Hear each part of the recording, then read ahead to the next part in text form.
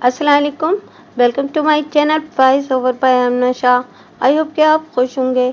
कहानी शुरू करने से पहले आपसे रिक्वेस्ट है कि अगर आपको मेरा कंटेंट पसंद आता है तो प्लीज़ मेरे चैनल को सब्सक्राइब करें। आइए अहमद यार खान की एक सनसनीखेज तफ्तीशी कहानी सुनते हैं। शादीशुदा औरत लापता हो गई। उम्र 22-23 साल बताई गई।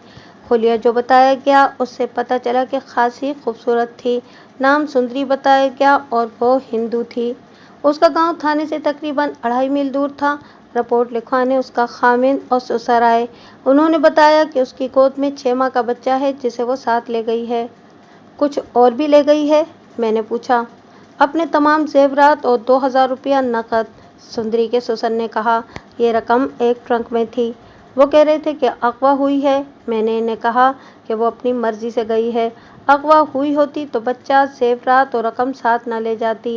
ये केस चोरी का केस हो सकता है, अगवा का नहीं।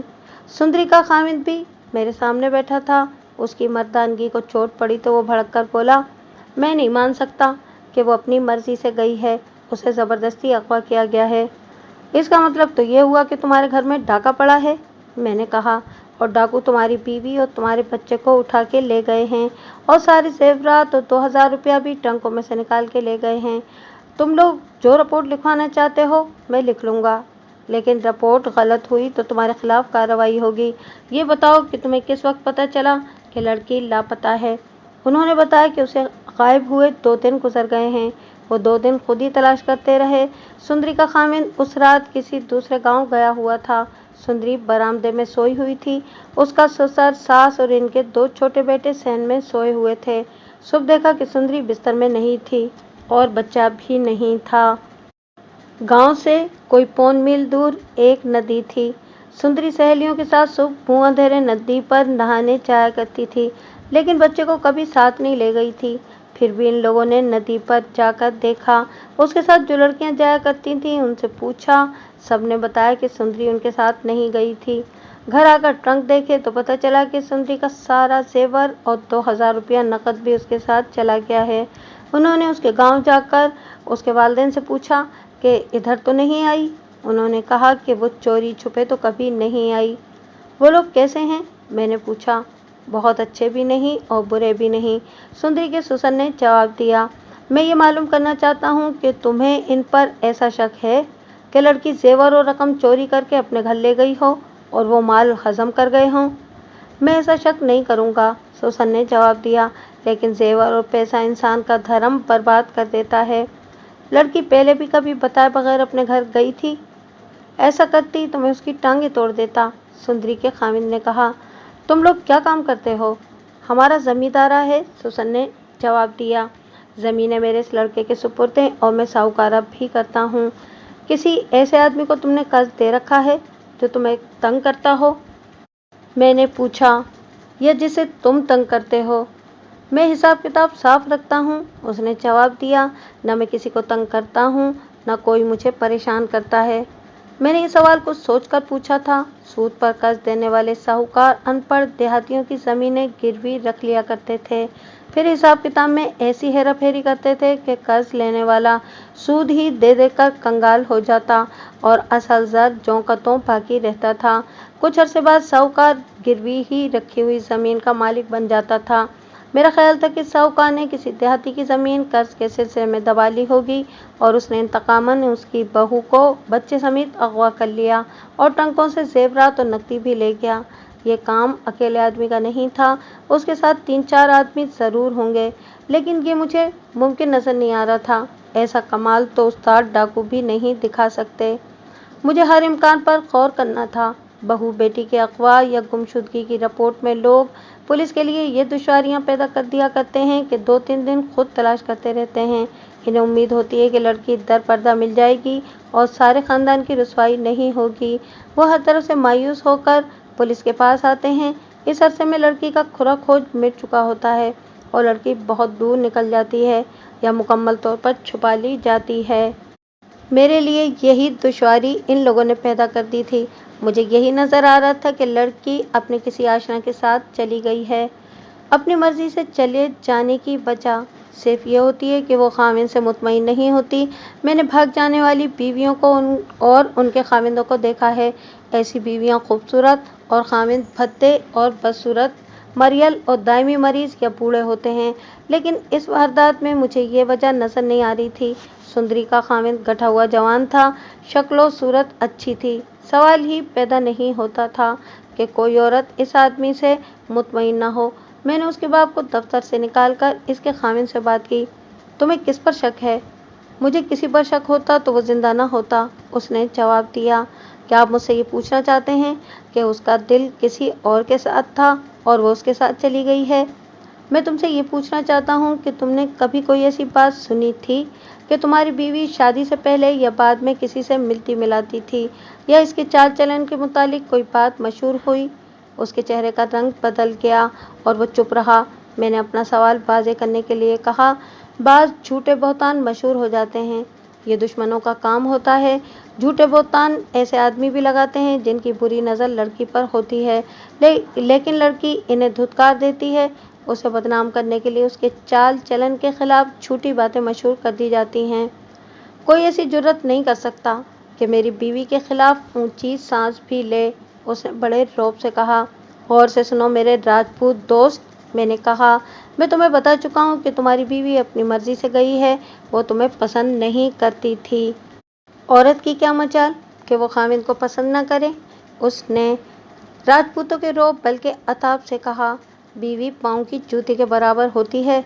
आप अपना काम करें, उसे तलाश करें, मैं अपना काम करूंगा, उसे ढूंढूंगा। मिल गई तो उसकी लाश आपके सामने रख दूंगा। उसके साथ बहुत बातें हुई, मगर वो मुझे कोई सुराग देने की बजाय ये जाहिर करता रहा कि वो बड़ा जाबिर आदमी है और सुंदरी उसकी पुजारन थी और वो इसे जहाँ मिली वहीं कत्ल कर देगा। मैं ये मालूम करने की कोशिश कर रहा था कि लड़की के भागने का बाइस क्या है। वो सास और ससुर के हाथों तंग होगी, लेकिन उसके खामिद ने कहा कि ऐसी कोई बात नहीं थी। मुझे एक और ख्याल आ गया। इनकी शादी को 4 साल हो गए थे, लेकिन बच्चा अब पैदा हुआ था।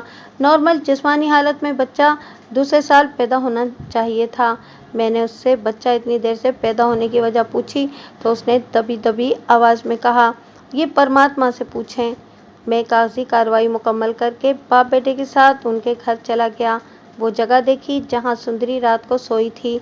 उस रात चूंकि उसका खामिद गांव से बाहर गया हुआ था, इसलिए वो सहन में सोई थी। घर के दूसरे अफराद बरामदे में सोते थे। ट्रंक वगैरह जिस कमरे में थे उसके सामने भी बरामदा था जो खाली था। घर वाले उसके सामने वाले बरामदे में थे, लिहाजा लड़की के लिए रात को उठकर ट्रंकों में से जेवरात और रकम निकालकर और बच्चे को उठाकर बाहर निकल जाना मुश्किल नहीं था।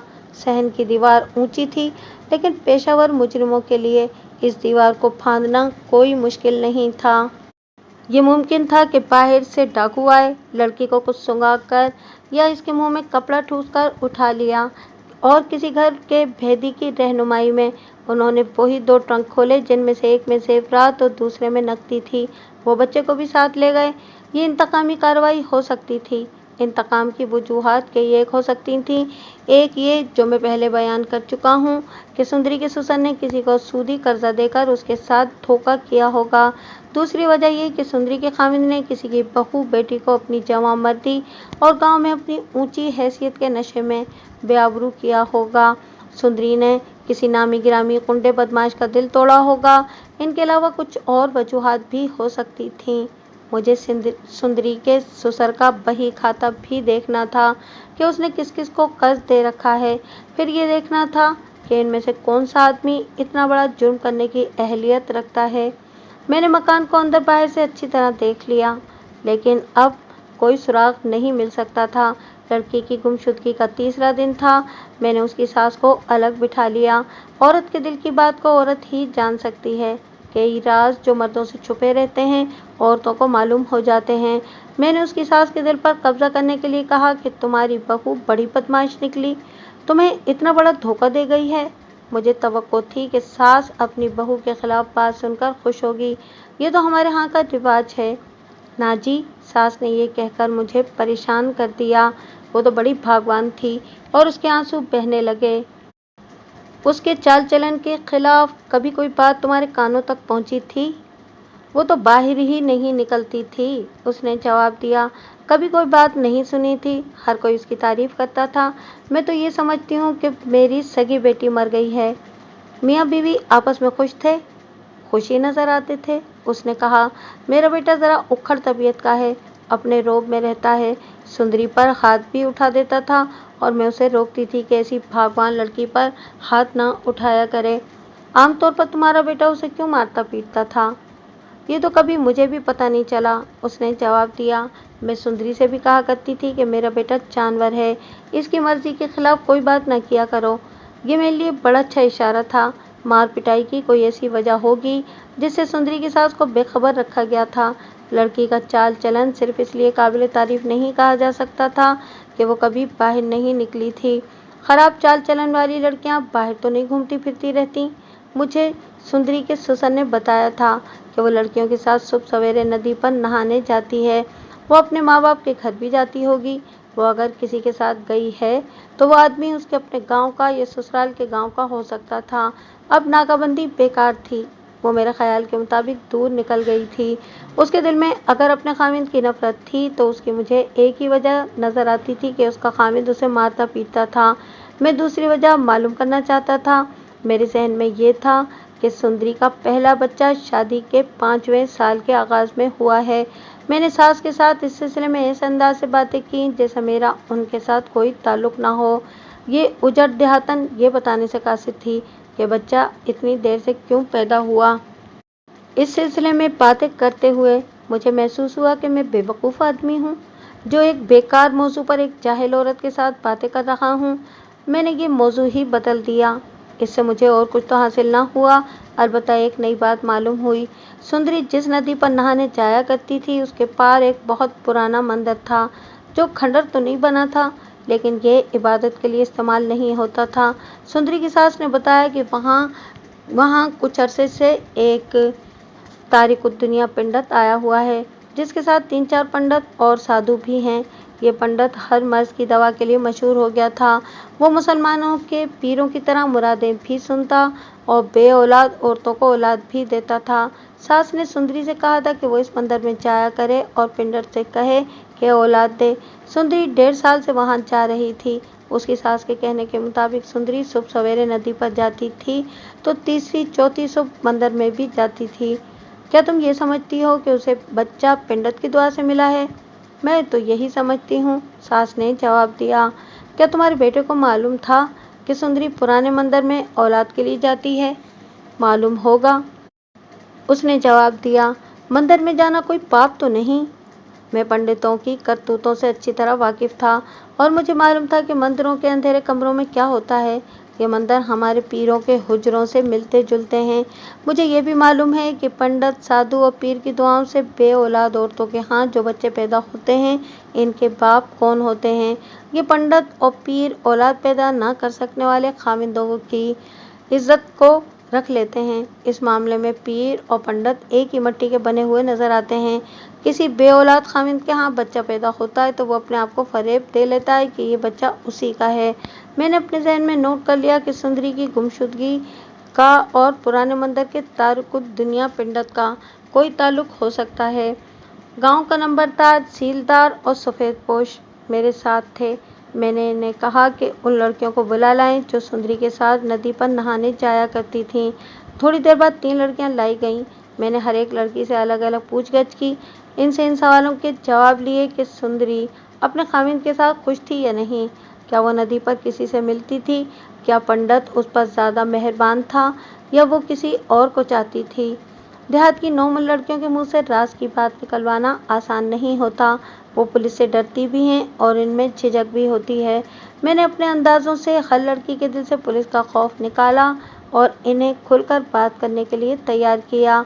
मुझे उनसे ये बात और मालूमात हासिल हुई कि वो भी सुंदरी के साथ मंदिर में जाया करती थीं और पूजा पाठ करती थीं। सुंदरी बड़े पंडित के पाँव में माथा रगड़ती और उससे औलाद मांगती थी। कुछ दिन बाद पंडित ने ये रवैया इख्तियार कर लिया कि वो सुंदरी को अलग कमरे में ले जाता था और कुछ देर बाद सुंदरी अकेली बाहर आती थी। इसके बाद उसने एक बच्चे को जन्म दिया। मेरी कोशिशों से उन्होंने ये बताया कि कभी बहुत खुश होती सुंदरी और कभी उदास होती थी। इन लड़कियों से मुझे पता चला कि शादी से पहले सुंदरी बहुत शौक और चुलबुली हुआ करती थी। लड़कियों को सुंदरी के मुतालिक ये बात उसके मैके के गांव से मालूम हुई थी।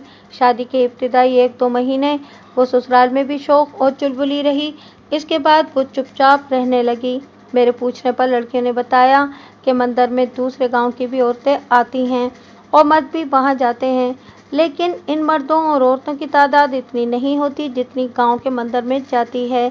लड़कियों से मुझे ये भी पता चला कि गांव के मंदिर का पंडित गांव वालों को पुराने मंदिर में जाने से रोकता है।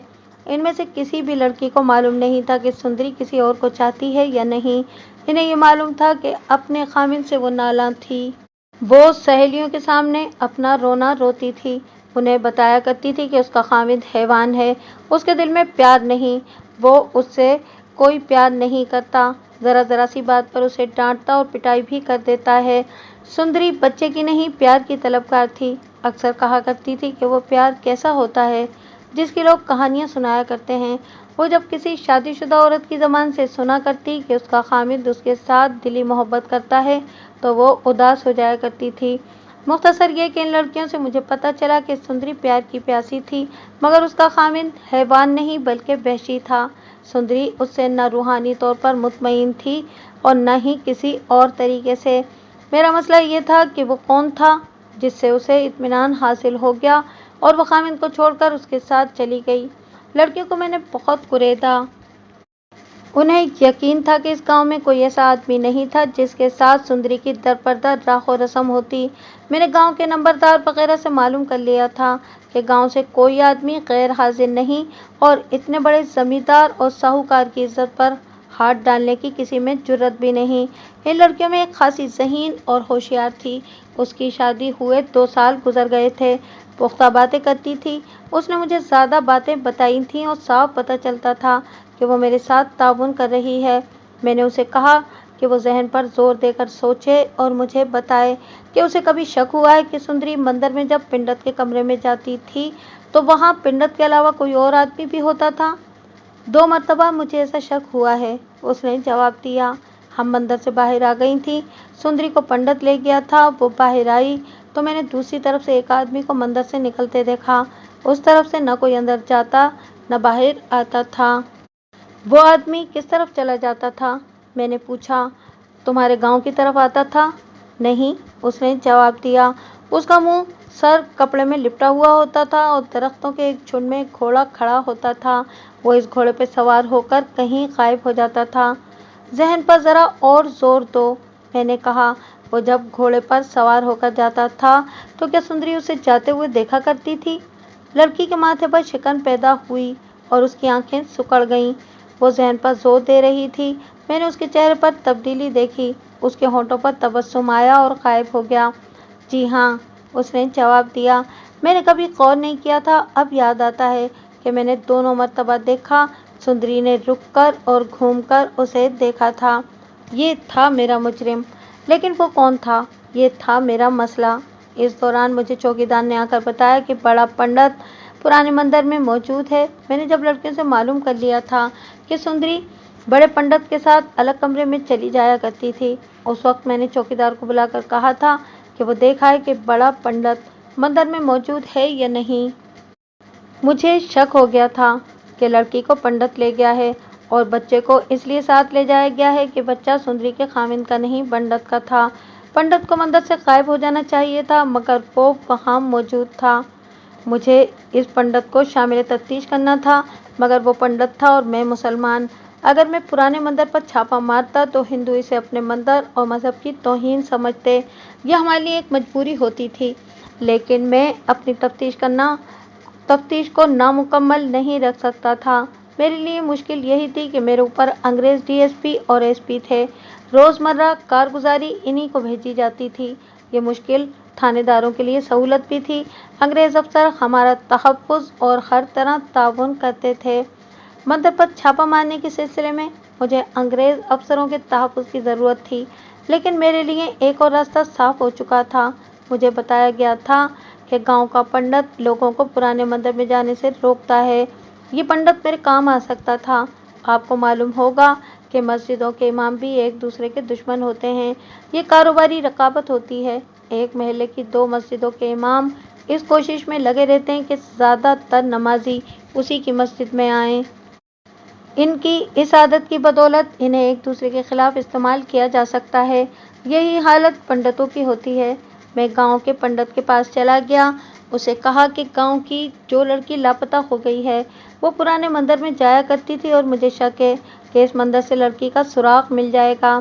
पंडित के भागों छींका टूटा। मुझे मालूम था कि वो क्या कहेगा। उसने चहक कर कहा, पकड़ लो मुलीच को।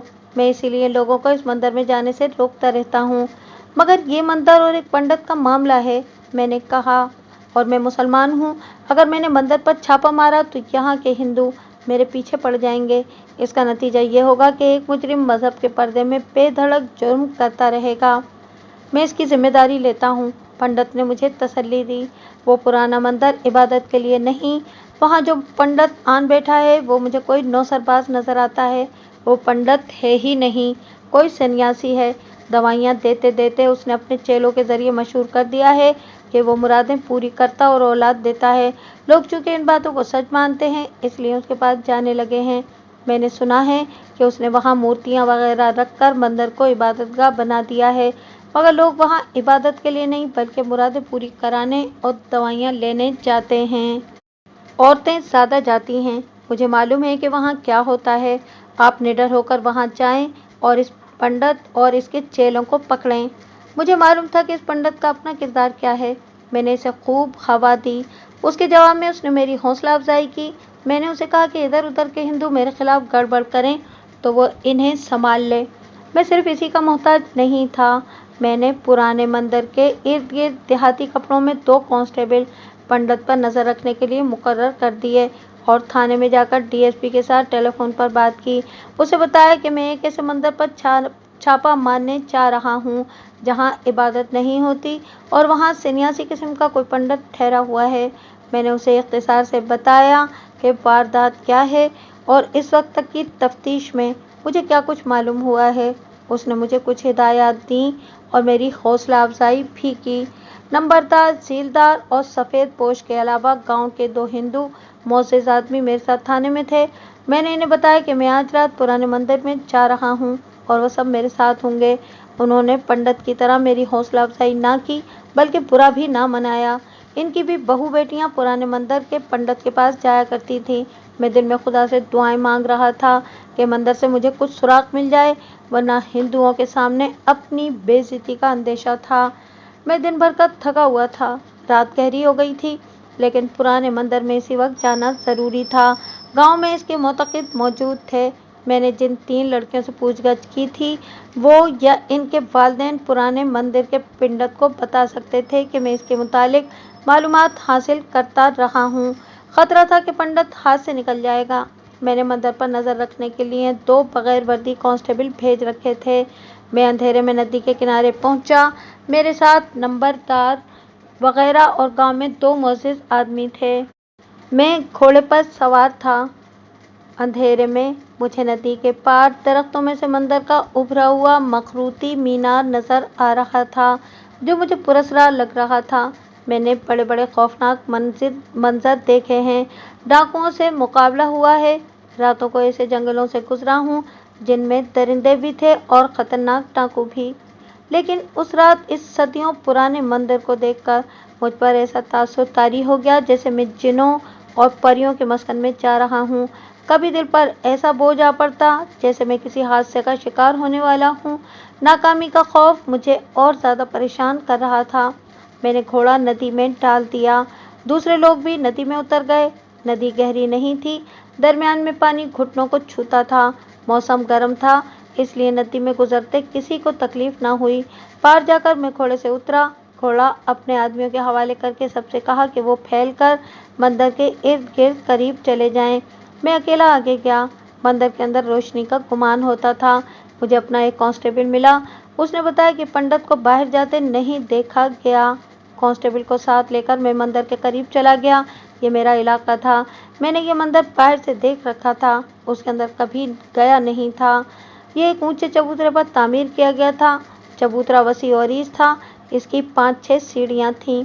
इससे 300-400 गज परे मरघट था, जहां मरे हुए हिंदुओं को जलाया जाया करता था। हवा जरा तेज और गर्म थी। ऐसा लगता था जैसे मरे हुए हिंदुओं की बदरूहें मंदिर के इर्द गिर्द सिसक रही हैं या सरगोशियां कर रही हैं। कौन है ओए? मुझे आवाज सुनाई दी। मैंने टार्च जलाकर रोशनी उधर की। मंदिर के चबूतरे पर 2 चारपाइयां बिछी हुई थीं। मैं जल्दी जल्दी सीढ़ियां चढ़ गया। एक साधु के हुलिये का आदमी जो लेटा हुआ था उठ बैठा। उसने फिर पूछा, कौन हो बे? पंडित जी, महाराज कहाँ हैं? मैंने पूछा। टार्च की रोशनी उसकी आंखों में पड़ रही थी, इसलिए वो मुझे नहीं देख सकता था। उसने कहा, पंडित जी महाराज से मिलने का तुम्हें ये वक्त किसने बताया है? फौजी हो? छुट्टी आए हो? अरे मुंह से कुछ बको, बंद करो ये रोशनी। उसने अपनी आंखों के आगे एक बाजू रख लिया। दूसरी चारपाई पर जो लेटा हुआ था वो भी जाग उठा और बोला, ये कौन जंगली है? दोनों उठो, मैंने कहा। दरोगा लगते हैं, दूसरी चारपाई वाले ने दबी जबान में कहा। उसे मैं नजर आ सकता था क्योंकि टार्च की रोशनी उसके साथी की आंखों पर थी। उठो और अंदर चलो, मैंने कहा, और मुझे पंडित के पास ले चलो। दोनों बड़ी तेजी से उठे और मंदिर के सदर दरवाजे की तरफ चल पड़े। मैं इनके पीछे पीछे दरवाजे में दाखिल हुआ। ये डेवढ़ी थी। आगे सहन और इसके इर्द गिर्द बरामदा और एक कमरा इबादत का बना हुआ था। सहन में दिया जल रहा था। इसी की मध्यम सी रोशनी मुझे दूर से नजर आई थी। एक कमरे में भी रोशनी थी। दोनों आदमी मुझे इस कमरे में ले गए। फर्श पर पड़ा पंडित बैठा था। मैंने अपने साथ वाले बगैर वर्दी कांस्टेबल से कहा कि हेड कांस्टेबल और 2 कांस्टेबलों को अंदर ले आए। वो आए तो मैंने पंडित के चेलों को इनके हवाले करके डेवढ़ी में भेज दिया और खुद पंडित के पास फर्श पर बैठ गया। उसने हुलिया तो पंडितों और साधुओं जैसा बना रखा था, लेकिन तंदुरुस्त और तवाना आदमी था। कमरे में अजीब तरह की बदबू थी। पंडित शायद कोई दवाई बना रहा था। मैंने ऊपर देखा। छत चीथड़ों जैसे जालों से ढकी हुई थी। मुझे तंग से इस कमरे में हैबत दिखाई दी। पंडित के चेहरे पर घबराहट आ गई थी। उसने मुझसे पूछा कि मैं क्यों आया हूँ। सुंदरी को लेने। मैंने उसकी आंखों में आंखें डालकर कहा, सुंदरी? उसने हैरान होकर पूछा, कौन सुंदरी? इस वक्त तो यहाँ कोई जवान लड़की नहीं आती। पंडित जी महाराज, मैंने कहा, मुझे सिर्फ ये बता दें कि आपको मेरे बताए बगैर किस तरह पता चल गया है कि मैं जिस सुंदरी की बात कर रहा हूँ वो जवान लड़की है। आदमी ज़हीन था। मखमूर सी हंसी हंसकर बोला, तुम क्या समझते हो, हम किसी के दिल की बात नहीं बता सकते? तुम आधा सवाल करो, हम पूरा जवाब देंगे। कहो तो तुम्हारे मन की 2 और बातें बता दें। उसकी आवाज़ ऐसे होती गई जैसे उस पर नशा तारी हो रहा हो। कहने लगा, अपने मन की चिंता ना बताओ, हम बता देंगे। मेरे मन की चिंता ये है महाराज कि मुझे सुंदरी से मिला दें, मैंने कहा। उसके होंठों पर मस्ताना सी मुस्कुराहट आ गई। वजदानी से लहजे में बोला, हमसे बेकार बातें ना करो, मन की मुराद मांगो। मैंने उसके कंधे पर धप से हाथ रखा तो वो हिल गया।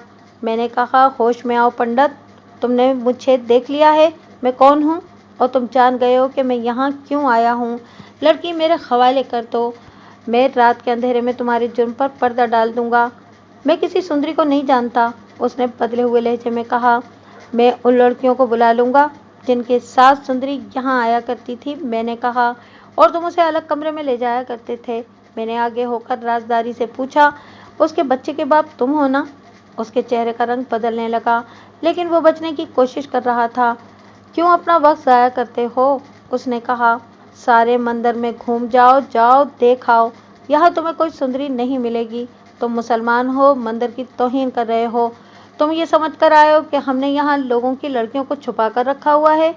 मंदिर में पुलिस का रौब नहीं चलेगा। फिर तुम्हें थाने ले चलूँगा, मैंने कहा। मैं इतनी आसानी से टलने वाला नहीं हूँ। तुम झूठ बोलकर अपने खिलाफ शक पैदा कर चुके हो। वो तंजिया सी हंसी हंस पड़ा। मुझे उस पर पुख्ता शक हो गया था। उसने सुंदरी का नाम सुनकर ही कह दिया था कि इस वक्त यहाँ कोई जवान लड़की नहीं आती। उसने ये तस्लीम करने से भी इनकार कर दिया था कि सुंदरी मंदिर में आती है। मेरी नज़र और मेरी सोच पुलिस की थी। मैंने उस पर सवालों से हमला कर दिया, लेकिन वो मान नहीं रहा था। मैंने उसे वहीं बैठे रहने को कहा और उसके चेलों में से एक को डेवढ़ी में ले गया। वो अब 2 की बजाय 3 थे। इस चेले से मैंने कहा, तुम्हारा पंडित बड़ा ही कच्चा आदमी है। मेरा ख्याल تھا کہ اتنی جلدی نہیں مانے گا، لیکن اس نے صاف بتا دیا ہے کہ لڑکی کہاں ہے۔ اس نے جرم کا سارا بوجھ تم تینوں آدمیوں پر ڈال دیا ہے۔ کیا کہتا ہے؟ اس نے گھبرائے ہوئے لہجے میں پوچھا۔ یہ میں بعد میں بتاؤں گا، میں نے کہا۔ تم مجھے صحیح بات بتا دو، اس واردات میں تمہارا جو ہاتھ ہے وہ بتا دو۔ ابھی کچھ نہیں بگڑا، میں تمہیں بچا سکتا ہوں۔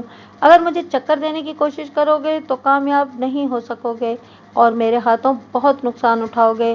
یہ بھی سوچ لو کہ تمہارا پنڈت تم تینوں کو پھانسنے اور اپنی جان چھڑانے کی کوشش کر رہا ہے، اور یہ بھی سوچ لو کہ میں تمہارا اوتار یا فرشتہ نہیں کہ غیب کا اشارہ ملا اور میں یہاں آ گیا۔ مجھے اس مندر کے بھیدیوں نے ادھر کا راستہ دکھایا ہے۔ لڑکی یہاں سے غائب کی گئی ہے اور تم اچھی طرح جانتے ہو، اگر تجربے سے فائدہ اٹھایا جائے اور انسان کی کمزوریوں پر نظر رکھ کر عقل سے کام لیا جائے تو کسی بھی مشتبہ کے پاؤں تلے سے زمین نکالنا مشکل نہیں ہوتا۔ پولیس کا رعب اور خوف بھی پورا کام کرتا ہے۔ میں نے پنڈت کے اس چہرے سے ایسی ایسی باتیں کی کہ اس کے چہرے پر مجھے بے چینی کے بڑے صاف تاثرات نظر آنے لگے۔ آپ ندی پار والے گاؤں کی لڑکی کی بات کر رہے ہیں؟ اس نے پوچھا۔ وہ جو صبح سویرے یہاں آیا کرتی تھی؟ ہاں وہی ہے جناب والا۔ اس نے پوچھا۔ پنڈت کیا کہتا ہے کہ میں نے اس لڑکی کو غائب کیا ہے؟ اس کے علاوہ اس نے تمہارے خلاف اور بھی بہت سی باتیں کی ہیں۔ میں نے اسے بھڑکانے کے لیے کہا۔ چلیے، وہ بولا، اس کے سامنے بات کرتے ہیں۔ پہلے مجھے بتا دو کہ تم کیا کہنا چاہتے ہو، میں نے کہا، پھر اس کے سامنے بات کریں گے۔ مجھے اتنا ہی معلوم ہے کہ وہ لڑکی 3-4 لڑکیوں کے ساتھ صبح سویرے یہاں آیا کرتی تھی، اس نے کہا، اور پنڈت اسے الگ کمرے میں لے جاتا تھا۔ لڑکی کچھ دیر بعد وہاں سے نکلتی تھی۔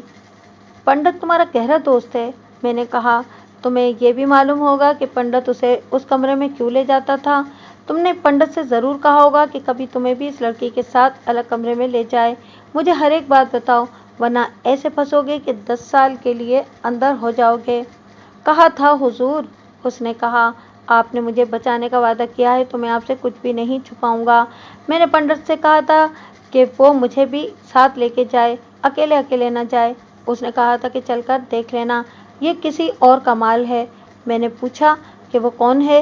اس نے کہا کہ وہ اپنا ہی آدمی ہے، لیکن یہ بتانا مناسب نہیں کہ وہ کون ہے، کہاں سے آتا ہے اور کہاں جاتا ہے۔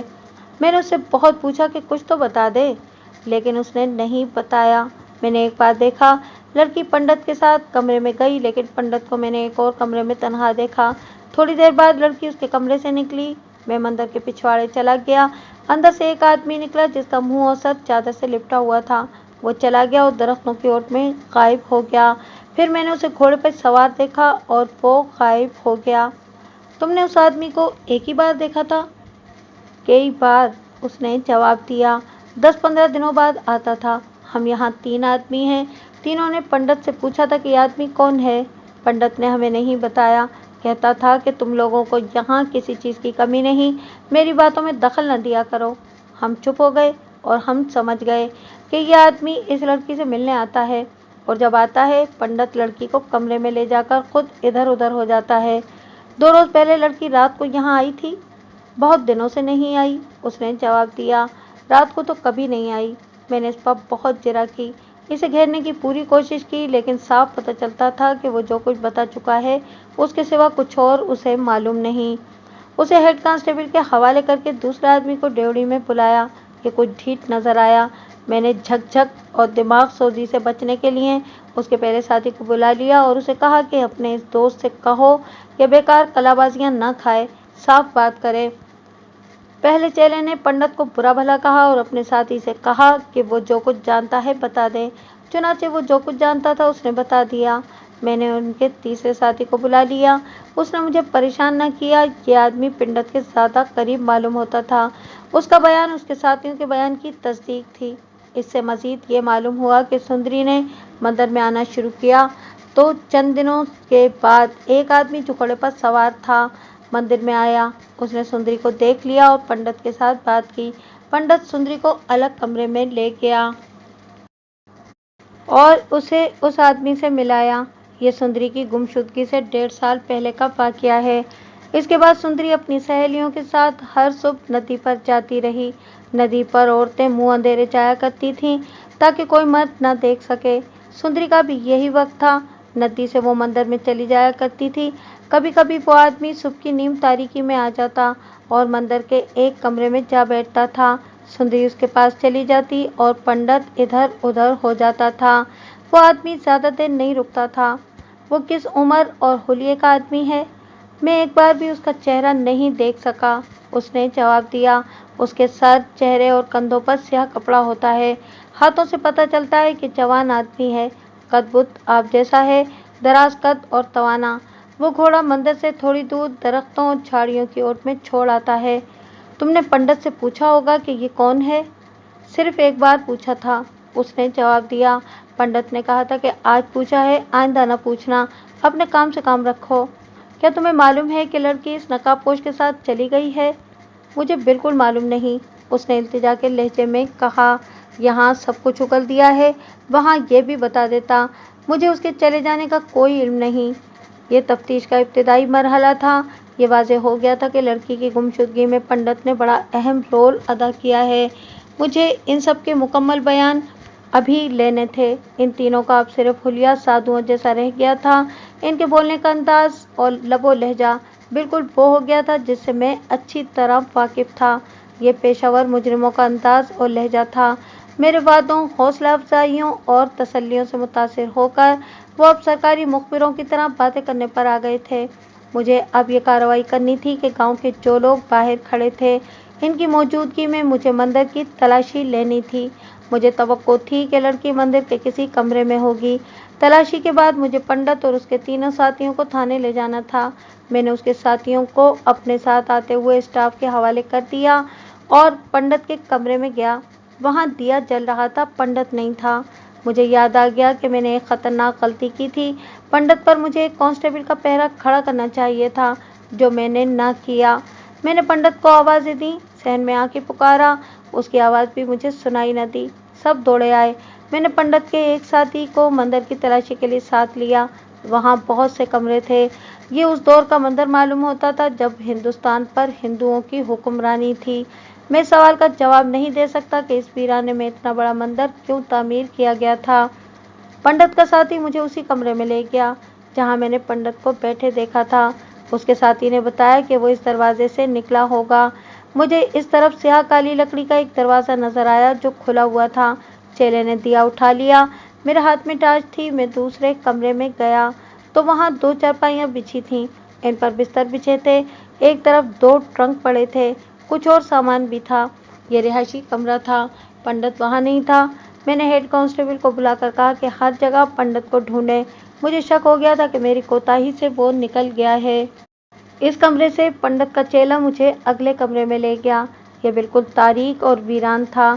टार्च और दिए की टिमटिमाती रोशनी में ऐसा लगता था जैसे ये कमरा नहीं, गार हो। छत पर बड़े ही घने और पुराने जाले थे। वहाँ से हम एक और कमरे में चले गए। अचानक बड़ी जोर से फड़फड़ हुई, जैसे 3-4 आदमी उठकर दौड़ पड़े हों।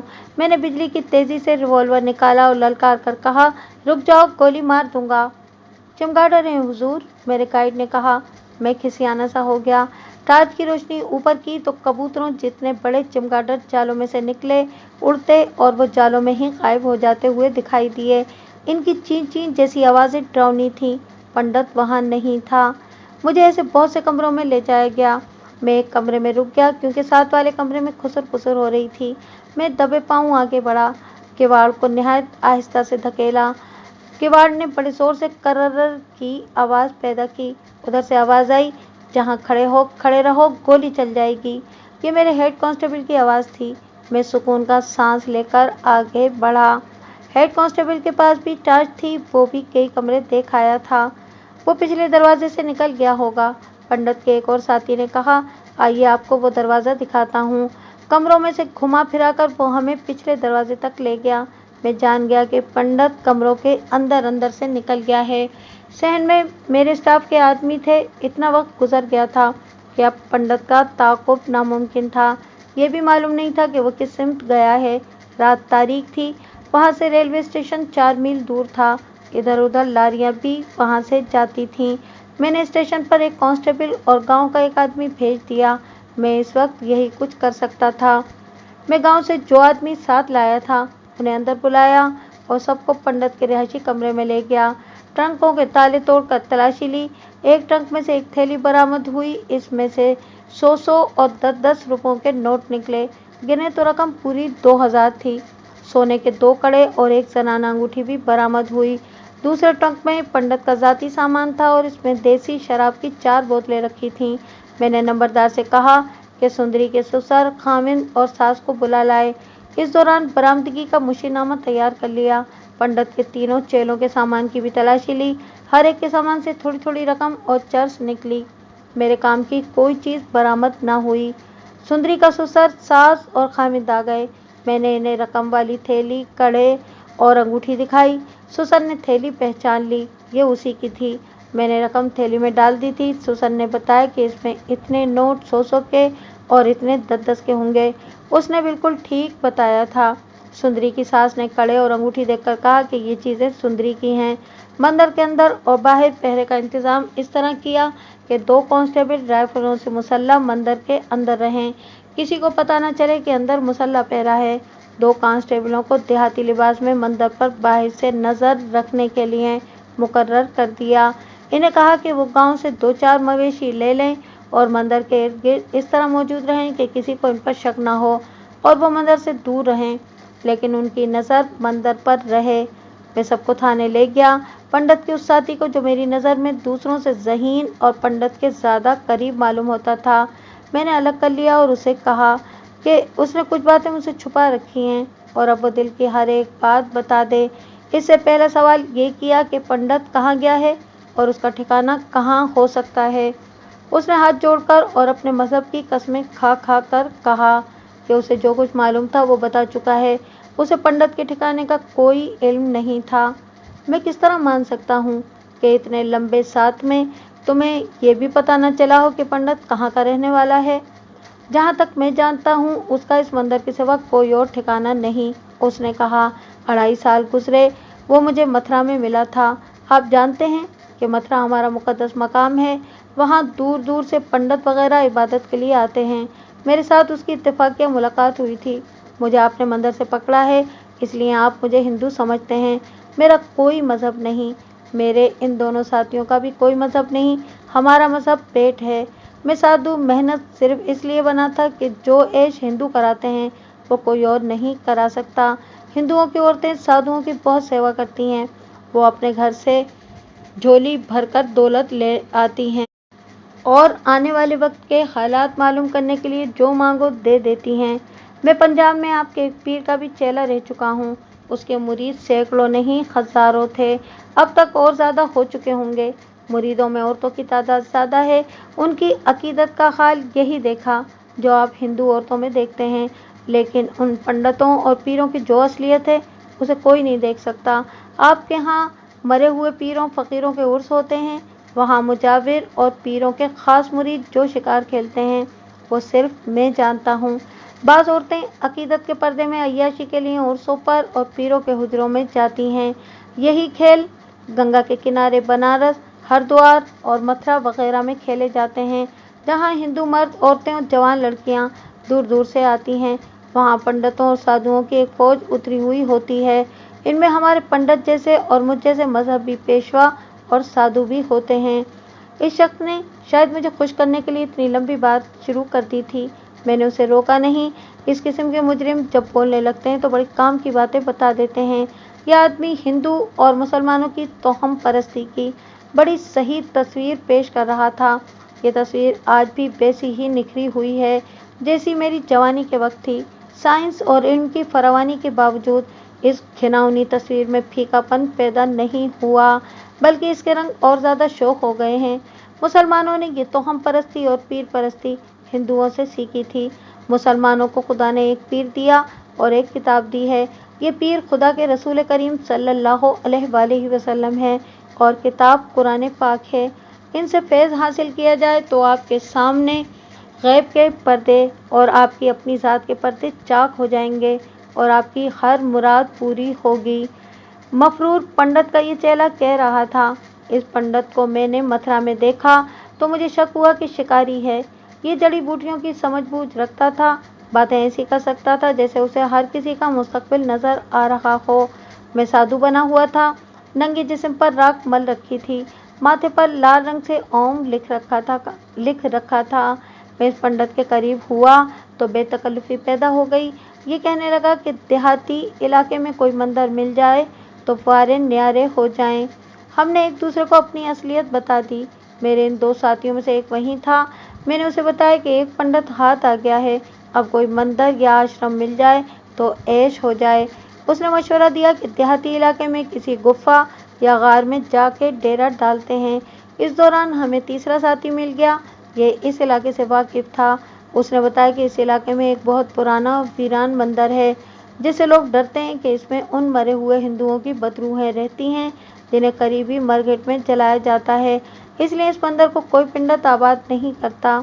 हम अच्छी तरह जानते हैं कि बदरूहों और भूतों की हकीकत क्या है। हमने पंडित से मिलकर फैसला किया कि इस मंदिर में चलते हैं। हम यहाँ आ गए। ये 2 साल पहले की बात है। पंडित की इस हुनरमंदी को मैं मानता हूँ कि बीमारियों और जड़ी बूटियों को खूब समझता है। मंदिर में आए तो इसकी हैबत ने हमें डरा दिया। शक होने लगा कि यहाँ बदरूहें और भूत रहते होंगे।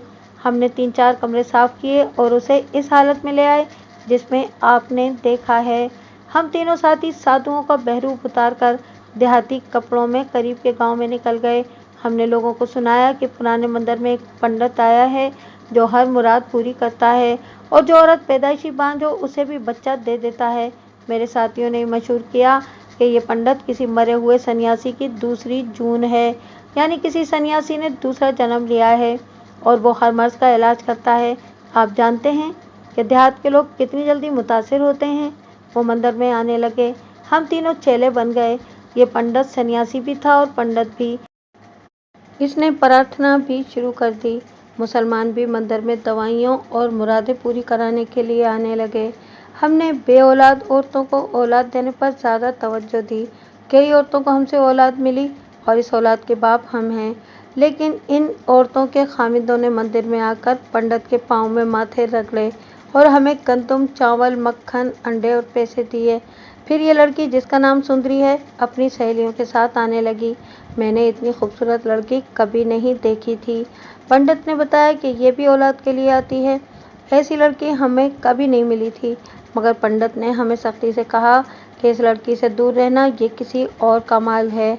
हम तीनों ने पंडित के साथ तकरार की कि वो हमें इससे क्यों महरूम रख रहा है। इस दौरान मैंने इस आदमी को मंदिर के पिछले दरवाजे से निकलते देखा, जिसके सर, चेहरे और कंधों पर स्याह कपड़ा पड़ा था। ये किस्सा मैं आपको सुना चुका हूँ। मैं समझ गया कि पंडित सुंदरी का सौदा कर रहा है। मैंने इस स्याहपोश को कई बार देखा। वो पिछले दरवाजे से निकलता था और सुंदरी लड़कियों के साथ सामने वाले दरवाजे से आती जाती थी। मैंने ये देख लिया था कि पंडित हमें धोखा नहीं दे रहा था। वो सुंदरी को अलग कमरे में ले जाकर खुद वहाँ से निकल जाता था। वो सुंदरी को उसी रोज़ दूसरे कमरे में ले जाता था जिस रोज़ स्याहपोश आया हुआ होता था। फिर आज रात आप आ गए और पता चला कि सुंदरी घर से गायब है। इस शख्स ने अपना बयान यहाँ पर ख़त्म कर दिया। मेरा मसला ज्यों का त्यों रहा। मैं तो ये मालूम करने के लिए बेताब था कि ये स्याहपोश कौन था और वो कहाँ से आता था। इसे मालूम नहीं था, सिर्फ पंडित को मालूम था, मगर पंडित फरार हो गया था। मैंने इसके दूसरे 2 साथियों के बयान लिए। उन्होंने अपने इस साथी के बयान की तस्दीक कर दी, मगर स्याहपोश मुअम्मा बना रहा। पंडित ने इन तीनों को नहीं बताया था कि उसने 2000 रुपये सोने के कड़े और अंगूठी सुंदरी से वसूल की है। ये रकम और सेवराज सुंदरी ही के थे। रात इन्हीं के साथ गुजर गई। मैंने पंडित और सुंदरी के हुलिये और उम्र मालूम करके, इश्तहारे शोरो ग़ोग़ा तैयार करके इसकी नकलें अपने बालाई हुक्काम और ज़िले के तमाम थानों में भेजने का बंदोबस्त किया। किसी की गुमशुदगी या फरार की सूरत में तमाम थानों को मुत्तला किया जाता है, जिसे इश्तहारे शोरो ग़ोग़ा कहते हैं।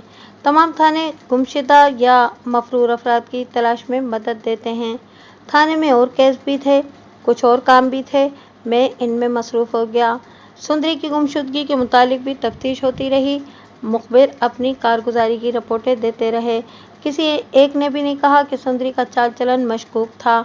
हर किसी से उसकी तारीफ ही सुनी। मेरे कानों में यही डाला जाता रहा कि वो अपनी मर्जी से नहीं गई, उसे ज़बरदस्ती अगवा किया गया है। मैं ये तस्लीम करने पर आमादा नहीं था, लेकिन अब जबकि एक स्याहपोश का भी जिक्र किया जाने लगा था तो मुझे शक होने लगा। कि सुंदरी को जबरदस्ती अगवा किया गया और किसी घर बेदी ने ट्रंकों से रकम और जेवरात निकलवाए हैं। यह सियापोश कोई आम आदमी नहीं हो सकता था। मुझे ये कोई नामी गिरामी डाकू लगता था। 5-6 दिन गुजर गए। मैंने इस दौरान सुंदरी के बाप और उसकी माँ के साथ भी तवील गुफ्तगू की थी। उसके ससुर, सास और खाविंद के साथ भी मजीद बातें हुई थीं। इन सब से पता चला था कि सुंदरी को खाविंद अक्सर मारता पीटता था। सुंदरी की माँ से मालूम हुआ कि सुंदरी ने उसे बताया था कि उसका खाविंद वहशी है।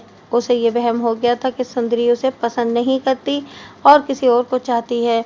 मैंने उसके खाविंद से पूछा कि क्या वाकई वो किसी और को चाहती थी। उसने कोई तसल्लीबख्श जवाब न दिया। मेरी जिना ने मुझ पर वाज़ेह किया कि यह खाविंद जो बज़ाहिर खूबरू, तंदुरुस्त और तवाना है, अंदर से खोखला है। इस किस्म के खाविंद अपना इलाज कराने की बजाय बीवियों पर जुल्म और तशद्दुद करते हैं और उन्हें हर वक्त ये धड़का लगा रहता है कि बीवियां उनकी वफादार नहीं। 6ठी या 7वीं रात का वाक़या है। मैंने जिन आदमियों को मंदिर के अंदर और बाहर पहरे पर छोड़ा था, इनमें से एक घबराया हुआ थाने आया। वो मेरा एक हिंदू कांस्टेबल था। उसके पास राइफल थी। उसने बताया कि मंदिर के अंदर से एक औरत के रोने की आवाज़ें आ रही हैं और एक बच्चा भी रोता है। तुमने अंदर जाकर देखा कि वो कौन है? मैंने पूछा। मैंने तुम्हें लालटेनें और टार्चें दे रखी हैं। ये किसी जिंदा इंसान की आवाज़ें नहीं मलिक साहब, कांस्टेबल ने कहा। ये किसी माँ की बदरू मालूम होती है। आपको मालूम है ना, लोग कहते हैं कि पुराने मंदिर में बदरू हैं और भूत रहते हैं। ये कोई जिंदा औरत होती तो हमारे सामने अंदर जाती। हमने उसे डेवढ़ी और सहन से गुजरते नहीं देखा। तुम्हारे साथ वाला दूसरा कांस्टेबल कहाँ है? वो मंदिर से बाहर निकल आया था। उसने जवाब दिया, वो इन 2 आदमियों के साथ मंदिर से कुछ दूर बैठा है, जिन्हें आपने मंदिर के बाहर रहने को कह रखा है। ये ऐसा मौका था कि मेरे कदम डगमगा सकते थे, मगर मेरे ऊपर अंग्रेज की बदरू सवार थी। मुझे मंदिर में जाकर देखना था कि ये किसी जिंदा औरत की आवाज़ है या वाकई ये बदरू है। मैंने हकायक पर गौर किया। मंदिर के पीछे भी एक दरवाज़ा था। यह औरत उधर से आई होगी। हो सकता है कोई मजलूम हो। कांस्टेबल ने कहा था कि उसके साथ बच्चे के रोने की आवाज़ भी सुनाई दी थी। मैंने बहुत सोचा। कुछ पल लेना पड़ा कि ये औरत कहाँ से अंदर आ गई है। एक ख्याल ये भी आया कि ये कांस्टेबलों का वहम होगा, जिसे वो हकीकी समझ रहे हैं। रोने की आवाज़ मंदिर में से गुजरती हुई हवा के तेज़ झोंकों से भी पैदा हो सकती थी। मैं बदरूहों का कायल नहीं था। मैंने घोड़ा तैयार कराया, एएसआई और चंद एक कांस्टेबलों को साथ लिया और पुराने मंदिर को रवाना हो गया। रास्ते में मुझे एएसआई ने कहा कि एहतियात की ज़रूरत है। ये कोई बदरू होगी और हमें नुकसान पहुंचाएगी। एएसआई हिंदू था और हिंदुओं का अकीदा है कि बाज़ मरे हुए लोग मुख्तलिफ जानवरों के रूप में दुनिया में आते हैं, बाज़ इंसान के रूप में नया जन्म लेते हैं और बाज़ की बदरूहें आ जाती हैं। मैं उसके अकीदे का कायल नहीं हो रहा था, लेकिन मेरा दिल खौफ से आज़ाद भी नहीं था। मैंने मंदिर के करीब जाकर आयतल कुर्सी का विर्द शुरू कर दिया, फिर मुख्तलिफ आयात पढ़ता रहा। मुझे अपने अल्लाह और उसके कलाम पर भरोसा था। घोड़ों से उतरकर मैं और एएसआई सीढ़ियाँ चढ़ गए। हमारे पीछे मंदिर की ड्यूटी वाले कांस्टेबल थे। हम ड्योढ़ी में से गुजर रहे थे तो एक औरत के रोने की आवाज़ सुनाई दी। मुझे जैसे आगे से धक्का लगा हो। मैंने जो कदम उठाया था वो पीछे आ गया। एएसआई 3-4 कदम पीछे हट गया। हमारे पीछे जो कांस्टेबल आ रहे थे वो एएसआई से भी पीछे चले गए। मेरा दिल बेतरह धड़कने लगा। बदरूहों से कभी सामना नहीं हुआ था। मंदिर इतना डरावना था कि वहाँ बदरूहों की मौजूदगी को झुठलाया नहीं जा सकता था, मगर मेरी जिम्मेदारी कुछ और थी। मैंने एक आयत दिल में पढ़ी जो मुझे याद नहीं रही कि क्या थी, और मैं टार्च रोशन करके आगे चला गया। सहन में 8-10 गज चौड़ा एक हौज या तालाब था, जिसके किनारे पत्थरों से पुख्ता किए गए थे, जैसे बाज़ मस्जिदों में वुज़ू के लिए तालाब बनाए हुए होते हैं। इसमें मालूम नहीं कितना पुराना पानी था। पानी की सतह पर सब्ज़ काई थी। मुझे अच्छी तरह याद है कि मेरा टार्च वाला हाथ कांप रहा था। मैं सहन में गया तो टार्च की रोशनी में मुझे तालाब के किनारे पर एक औरत बैठी हुई नजर आई। उसकी गोद में दूध पीने की उम्र का बच्चा था। मैं करीब गया तो देखा कि वो एक नौजवान लड़की थी और बहुत ही खूबसूरत थी। उसके आंसू बह रहे थे और वो आंखें फाड़े मुझे देख रही थी। मैं जूं करीब होता जा रहा था, उसके चेहरे पर खौफ के आसार पैदा होते जा रहे थे। मैं उससे 3-4 कदम दूर रुक गया। मैं समझ ना सका कि वो मुझसे डर रही है या मुझे उससे डरना चाहिए। उसके होंठ कांपने लगे। मुझे ख्याल आया कि ये बदरू होती तो अब तक गायब हो चुकी होती या मुझ पर वार कर चुकी होती। इतने में वो आहिस्ता आहिस्ता उठने लगी। उसका चेहरा बता रहा था कि वो भागना चाहती है। मैंने प्यार के लहजे में पूछा, कौन हो तुम? डरो मत, मैं तुम्हारी मदद करूंगा, बैठी रहो। नहीं, उसने सख्त घबराए हुए लहजे में कहा, तुम मेरी मदद नहीं करोगे, मुझ पर रहम करो। तुम हो कौन? मुझे पहचानते हो? ये तो सुंदरी है। मेरे अकब से आवाज़ आई। ये सुंदरी के गांव का आदमी था। उसे मैंने एक और आदमी के साथ मंदिर के बाहर कहीं छुपे रहने और मंदिर पर नजर रखने के लिए मुकर्रर किया था। तुम्हारा नाम सुंदरी है? मैंने पूछा। उसने हाँ में सर हिलाया तो मैंने कहा, मैं थानेदार हूँ। घबराओ नहीं, बैठ जाओ और किसी से ना डरो। आप मुझे पकड़कर थाने ले जाएंगे? उसने ऐसी आवाज़ में पूछा जैसे कुएं में बोल रही हो। उसकी आवाज़ बहुत मरियल थी। मैं तुम्हें थाने ज़रूर ले जाऊंगा, लेकिन तुम्हें पकड़ूंगा नहीं। मैंने कहा, तुमने कोई जुर्म नहीं किया। मुझे मेरे खामिंद और उसके बाप से बचा सकते हो? उसने पूछा। तुम मेरी हिफाजत में हो सुंदरी। मैंने कहा, मैं इन्हें ऐसा डराऊंगा कि तुम्हारी तरफ आंख उठाकर भी नहीं देखेंगे। वो बड़ा जालिम आदमी है। उसने डरी सहमी हुई छोटी सी बच्ची की तरह कहा, आप मेरे खामिंद को नहीं जानते। मैंने उसे बहुत तसल्लियाँ दी और अपनी शफकत का इजहार ऐसे अंदाज से किया कि वो मेरे साथ चल पड़ी। मैंने उसे अपने घोड़े पर बिठाया और बच्चा जिसकी उम्र 3-4 माह थी उसकी गोद में दे दिया। मैंने घोड़े की बाग पकड़ी और पैदल चल पड़ा। एएसआई ने मुझे अपना घोड़ा पेश किया, लेकिन मैंने सुंदरी पर असर डालने के लिए पैदल चलना बेहतर समझा। इसे एएसआई के कान में मैंने कहा कि वो सुंदरी के गांव से उसके खामिंद, ससुर और नंबरदार वगैरह को थाने ले चले। थाने ले जाकर सुंदरी को पानी पिलाया, अपने घर से पराठे पकवाए जो खालिस घी के थे, उसके लिए दूध मंगवाया। वो बहुत भूखी थी, उसका बच्चा सोया हुआ था। वो खाती पीती रही और मैं उसके दिल से खौफ और घबराहट निकालने की कोशिश करता रहा।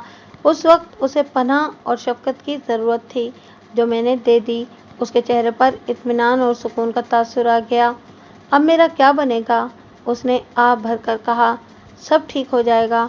मैंने उसके सर पर हाथ रखकर कहा, मुझे अपना बड़ा भाई समझो और देखो कि मैं तुम्हारी मुश्किल किस तरह आसान करता हूँ। मुझे अपने कागजों का पेट भरने के लिए सुंदरी की शनाख्त करानी थी। मैंने उसके ससुर और खामिद को अंदर बुलाया। उसके खामिद ने उसे मेरे दफ्तर में बैठे देखा तो इस तरह उस पर लपका जिस तरह भेड़िया खरगोश पर झपटता है। उसने बड़ी गलीज गाली देकर कहा, कहाँ गई थी अपने दोस्तों से मिलकर? मैं करीब ही खड़ा था। बेशतर इसके कि वो सुंदरी तक पहुंचता मैंने उसके मुंह पर बड़ी जोर से उल्टा हाथ मारा। वो चौंक कर रुका। मैंने उसके मुंह पर सीधे हाथ का थप्पड़ जमाया तो वो चक्कर खाकर पीछे हटा। मैंने इसे वो गाली दी जो इस तकरीब के लिए मौजू थी और कहा, तुम इतने जवां मर्द होते तो ये घर से भाग न जाती। दूर खड़े रहो और मुझे सिर्फ ये बताओ कि यही है तुम्हारी बीवी? यही है, उसने कहा। और तुम क्या कहते हो? मैंने सुंदरी के ससुर से पूछा। यही है तुम्हारी बहू जिसकी तुमने रिपोर्ट लिखवाई थी कि गुम हो गई है? उसने अपने बेटे के साथ मेरा सलूक देखकर हाथ जोड़ दिए और भिखारियों की तरह बोला, हाँ महाराज, यही है। और महाराज, ये हमारी रकम और जेवर भी साथ ले गई थी। बको मत, मैंने कहा, और बाहर बरामदे में जाके बैठो। फिर मैंने नंबरदार, सफ़ेद पोश वगैरह से सुंदरी की शनाख्त कराई, सबको बाहर बैठने को कहा और मैं सुंदरी की तरफ मुतवज्जा हो गया। देखो सुंदरी, मैंने कहा, तुमने देख लिया है मैंने तुम्हारे खामिद के साथ क्या सलूक किया है। अब मुझे सब कुछ बता दो। मुझे ये बताओ कि तुम कहाँ चली गई थी? गोपे के पास, उसने कहा। गोपे डकैत के पास? मैंने हैरत ज़दा लहजे में कहा। आपके लिए डकैत होगा? उसने कहा, मेरे लिए नहीं। मैं उसे डकैत समझती तो उसके साथ जाती क्यों? फिर आ क्यों गई हो? वो कत्ल हो गया है, उसने कहा और उसके आंसू बहने लगे। मैं और ज़्यादा हैरान हुआ कि गोपा डकैत कत्ल हो गया है। मैं आपको बता दूं कि गोपा कौन था। उसका नाम गोपाल चंद था। पुलिस के कागजात में गोपाल चंद उर्फ गोपाल लिखा जाता था। वो मेरे साथ वाले थाने के इलाके का मशहूर जुराइम पेशा था। कत्ल की 3 और 3-4 डकैती की वारदातों में मतलूब था। इनमें से एक वारदात मेरे थाने की थी। पकड़ा नहीं जाता था। इसकी एक वजह तो ये थी कि इलाका चट्टानी और जंगलाती था, ताक़ुब अक्सर नाकाम रहता था। दूसरी वजह ये थी कि देहात के लोग इसकी मदद करते थे, क्योंकि वो इन लोगों की मदद करता था। लोग उससे डरते भी थे, इसलिए उसकी निशानदेही नहीं करते थे। वो हिंदू साहूकारों को लूटता था। उसके मुतालिक मशहूर था कि किसी की बहू बेटी को बुरी नज़र से नहीं देखता था। उसने एक मुसलमान जागीरदार को सिर्फ इसलिए कत्ल कर दिया था कि उसने एक गरीब किसान की कंवारी बेटी की इज्जत पर हमला किया था।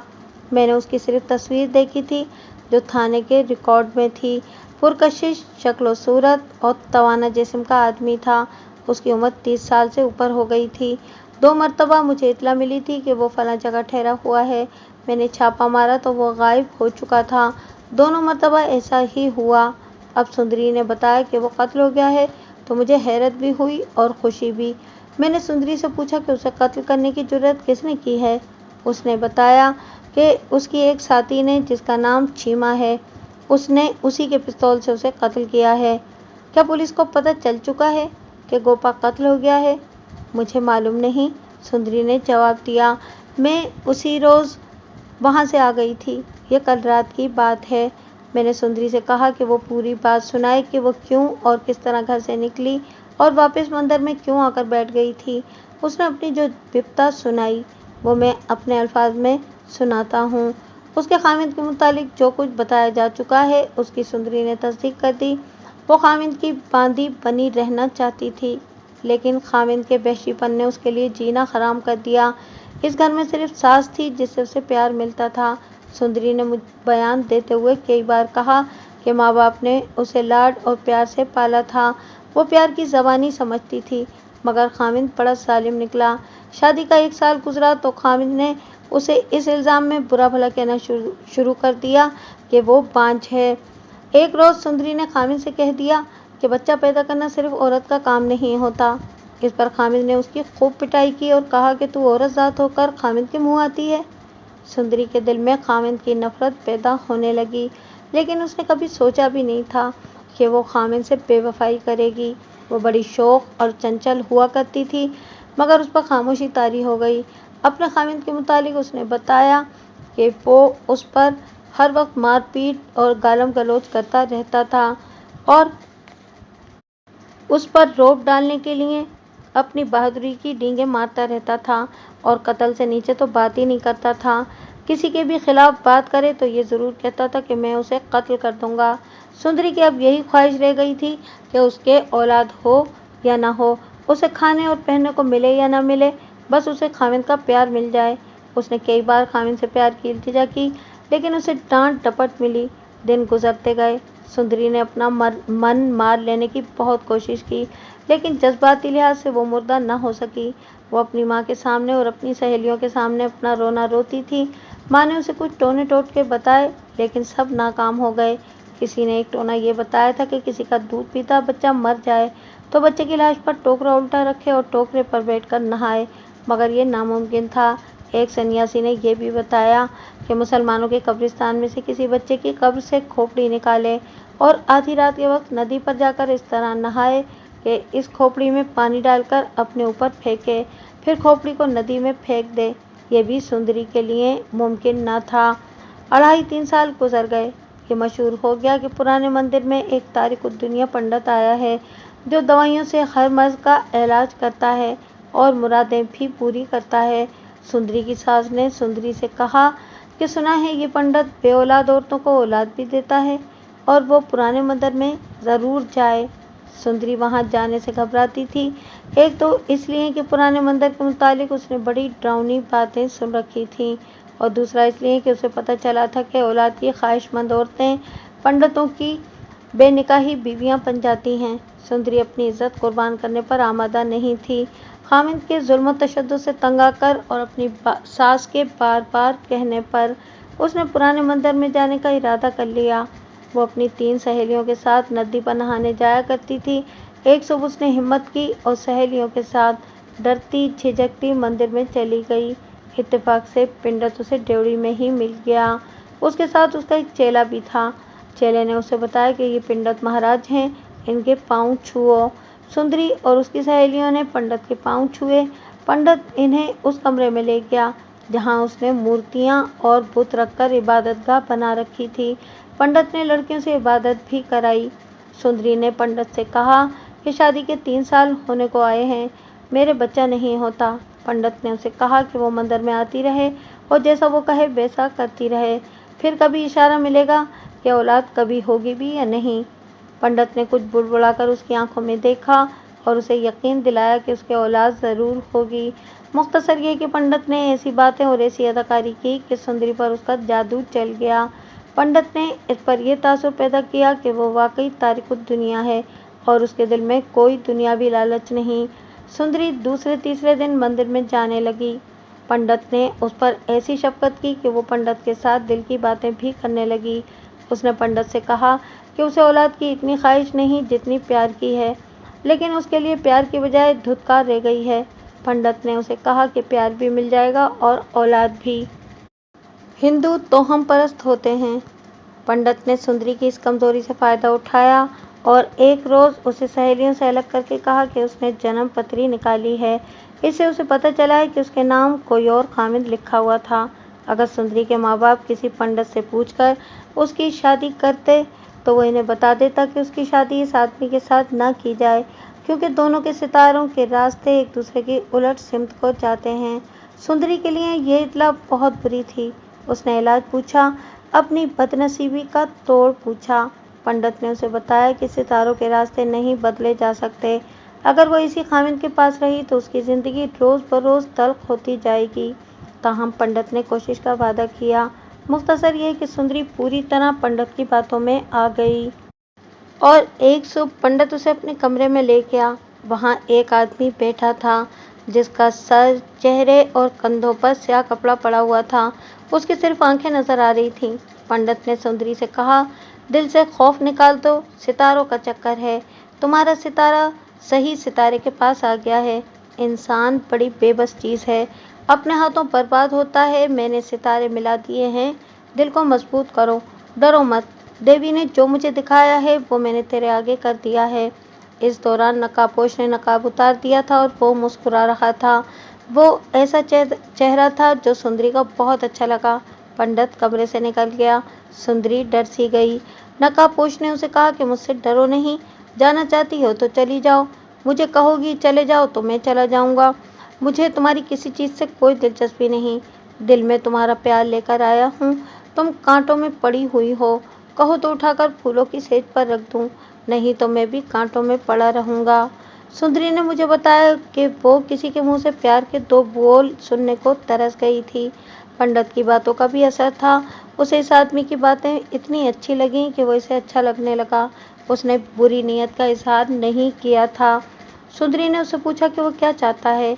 नकाबपोश ने कहा कि वो भी मोहब्बत का प्यासा है और उसकी रूह में प्यार बसा हुआ है। सुंदरी ने उसे कहा कि वो भी मोहब्बत की ही प्यासी है। नकाबपोश का जादू चल गया। उसने कहा कि वो ज्यादा देर रुक नहीं सकता, फिर कभी आएगा और जब आएगा पंडित सुंदरी को बता देगा। वो जब चला गया तो सुंदरी को यूं महसूस हुआ जैसे उसे बच्चा मिल गया था और वो मर गया है। उसने अपनी सहेलियों से जिक्र न किया। इसके बाद ये नकाबपोश तीसरे चौथे रोज उसे मिलता रहा। वो नदी से जल्दी फारिग होकर मंदिर में चली जाती। नकाबपोश उसके साथ प्यार की तरसी हुई बातें करता। सुंदरी ने उसे अपने खाविंद की बातें बता दी। नकाबपोश ने उसके साथ अभी तक कोई बेहुदा बात नहीं की थी। सुंदरी उसे सच्चे प्यार का प्यासा समझती थी। एक दिन सुंदरी ने अपना आप उसे सौंप दिया।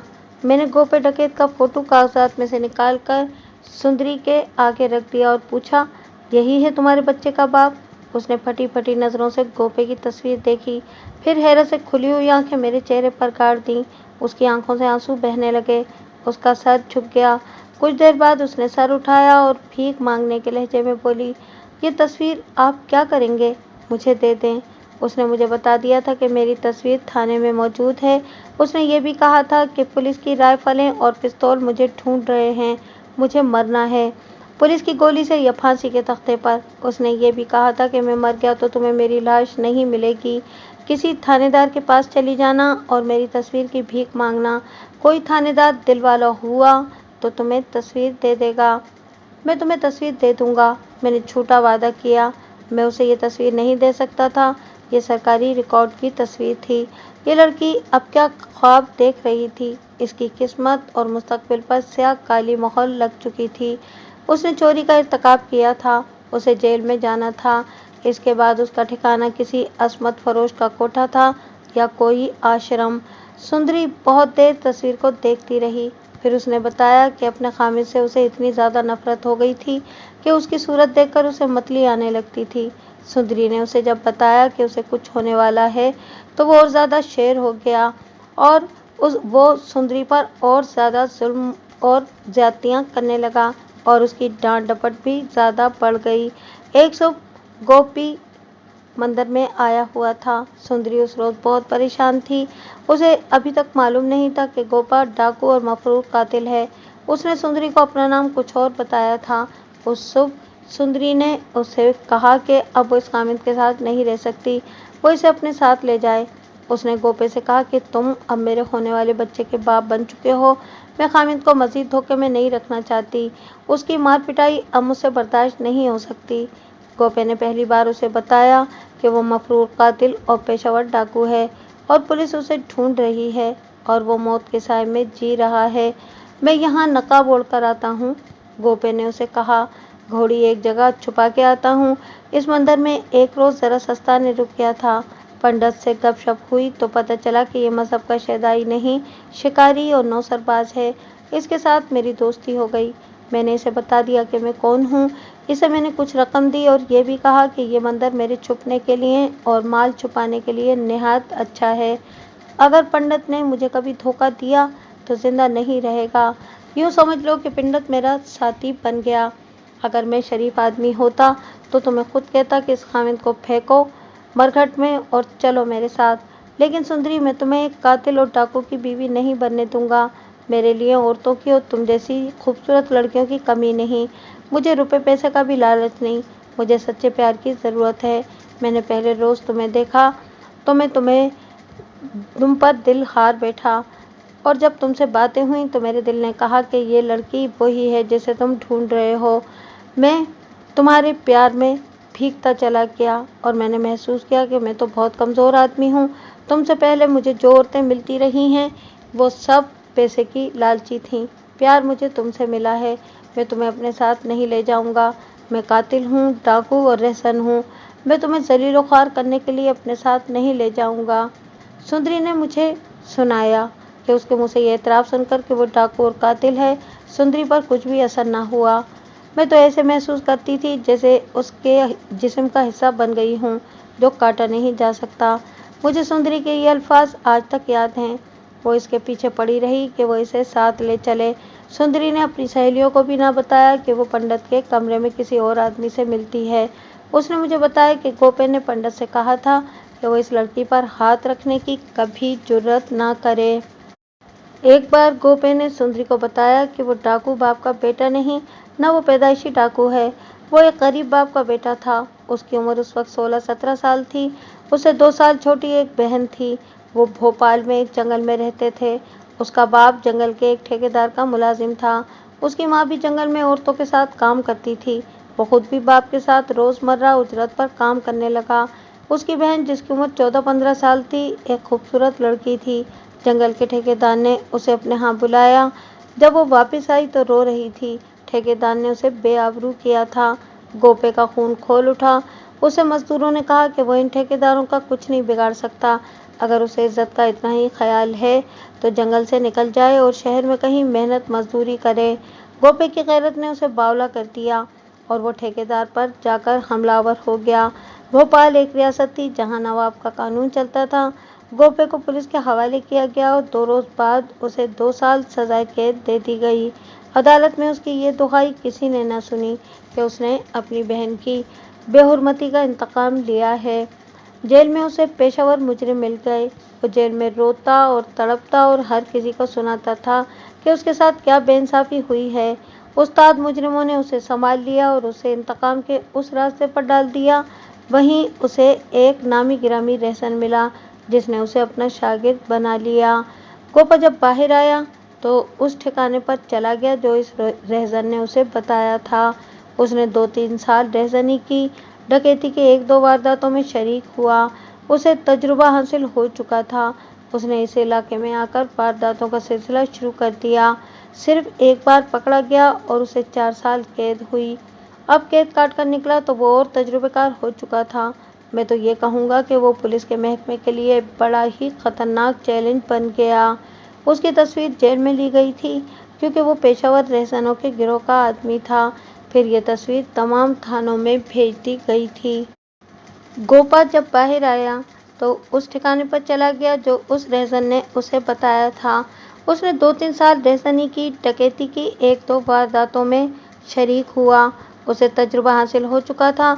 उसने इस इलाके में आकर वारदातों का सिलसिला शुरू कर दिया। सिर्फ एक बार पकड़ा गया और उसे 4 साल कैद हुई।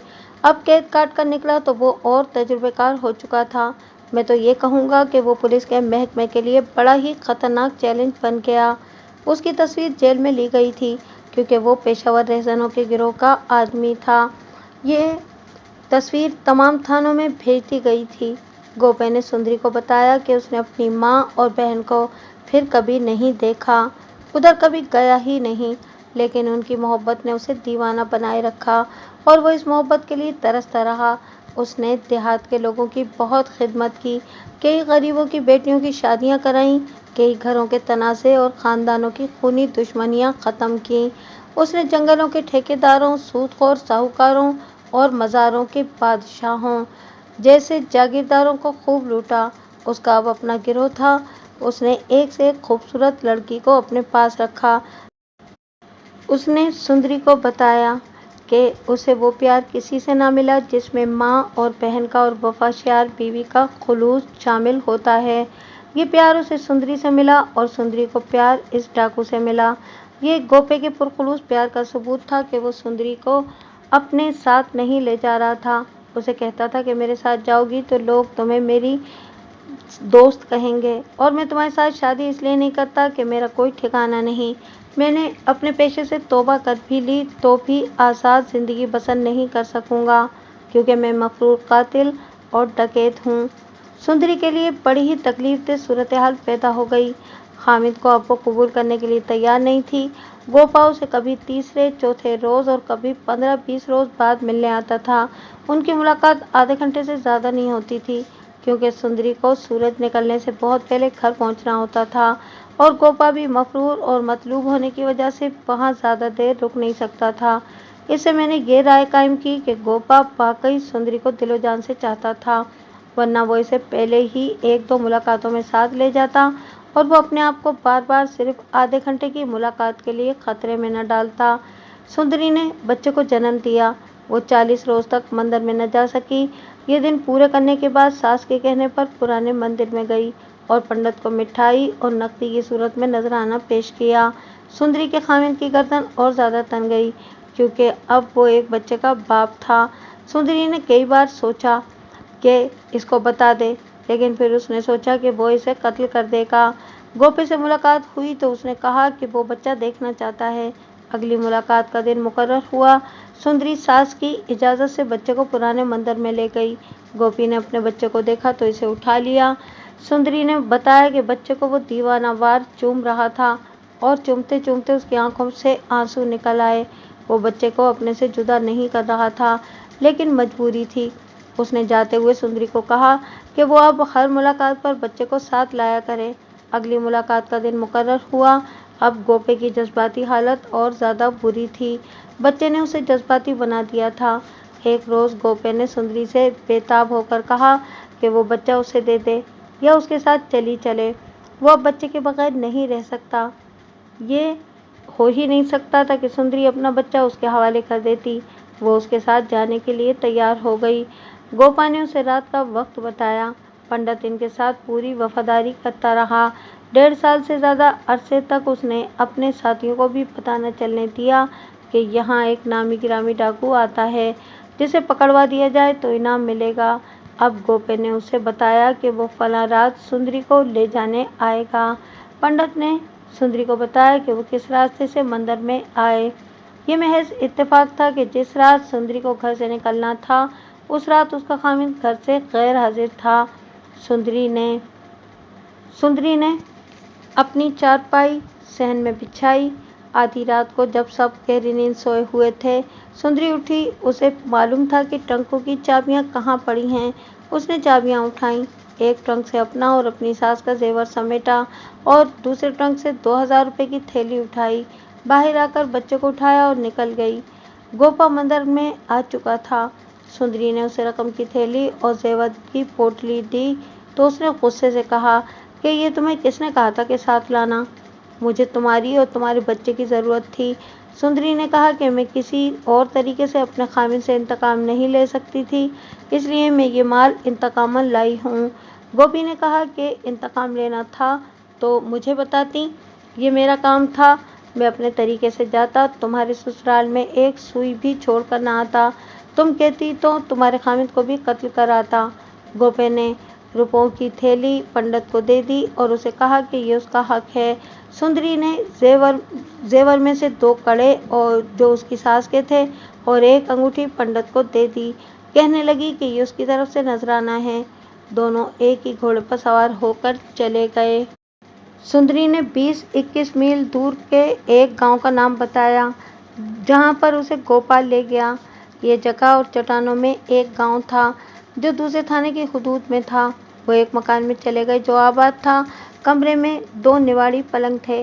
गोपा ने सुंदरी को सो जाने को कहा और ये भी कहा कि वो उसके साथ बाकायदा शादी करेगा। सुंदरी को मालूम न हो सका कि गोपा कहाँ चला गया था या दूसरे कमरे में सोया हुआ था। वो दूसरे दिन उसके कमरे में आया। सुंदरी ने उससे पूछा कि यहाँ उसके पकड़े जाने का खतरा तो नहीं। उसने बताया कि इस गांव में उसके अपने आदमी रहते हैं और उसके इस गिरोह के इस गांव पर इतने एहसान हैं कि कोई आदमी उसे धोखा नहीं देता। उसके अलावा गोपे ने उसे कुछ नहीं बताया। अलबत्ता उसे ये कहा कि कोई औरत उससे पूछे कि तुम कौन हो तो कहना कि गोपा साथ लाया है। सुंदरी यहीं रहने लगी। वो मकान के सहन में भी जाती थी। वहाँ एक अधेड़ उम्र औरत थी जो सुंदरी की देखभाल करती थी। उसके 3-4 आदमी भी मकान के अंदर बाहर आते जाते थे। सुंदरी बहुत खुश और मुतमईन थी। गोपा कहीं चला गया था। वो 3 दिन मुसलसल गायब रहा। उसने सुंदरी को इतना भरोसा दे दिया था कि उसने किसी से भी न पूछा कि गोपा कहाँ चला गया है। उसकी खातिर तवाज़ो बराबर होती रही। गोपा आ गया। उसने सुंदरी से पूछा कि घर में जो औरत है उसके अलावा कोई और औरत तो नहीं आई। सुंदरी ने उसे बताया कि कोई औरत नहीं आई। गोपा ने उसे कहा कि शायद एक जवान औरत किसी वक्त आ जाए।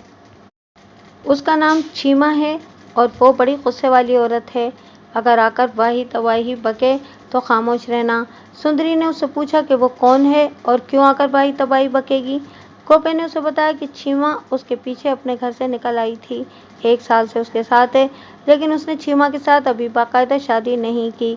छीमा उसे कहती रहती है कि वो इसके साथ बाकायदा शादी कर ले और गोपा उसे कहता रहता है कि हम जिस तरह रह रहे हैं उसी तरह रहते रहेंगे और मैं शादी की कोई ज़रूरत महसूस नहीं करता। सुंदरी के बयान के मुताबिक गोपा सुंदरी के साथ शादी करने का फैसला कर चुका था। अगली सुबह छीमा आ गई। सुंदरी ने बताया कि उसका कद लंबा और बहुत खूबसूरत था और शक्ल सूरत की भी वो अच्छी थी। उसका रंग गुलाबी सा है और आंखें शरबती। वो सख्त गुस्से की हालत में थी। गोपा और सुंदरी अलग अलग पलंगों पर बैठे हुए थे। सुंदरी को ये मालूम नहीं था कि वो कहाँ से आई थी। उसने कमरे में आकर सुंदरी की तरफ इशारा किया और बोली, इसे लाए हो?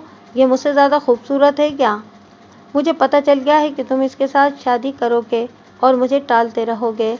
छीमा, गोपे ने इसे कहा, मैं तुम्हें कह चुका हूँ कि श्यामे से शादी कर लो। मेरी जान छोड़ो। जितनी रकम मांगोगी दूंगा। मैं तुम्हारे पीछे घर से निकली थी।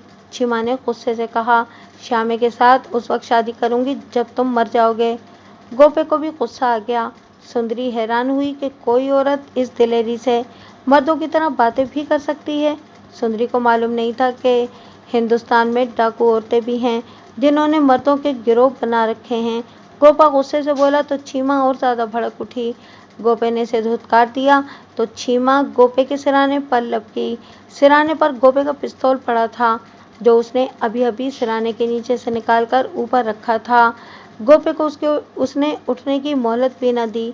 उसने 2 कदम के फासले से गोपे के सीने में एक के बाद तीसरे 2 गोलियां चला दी।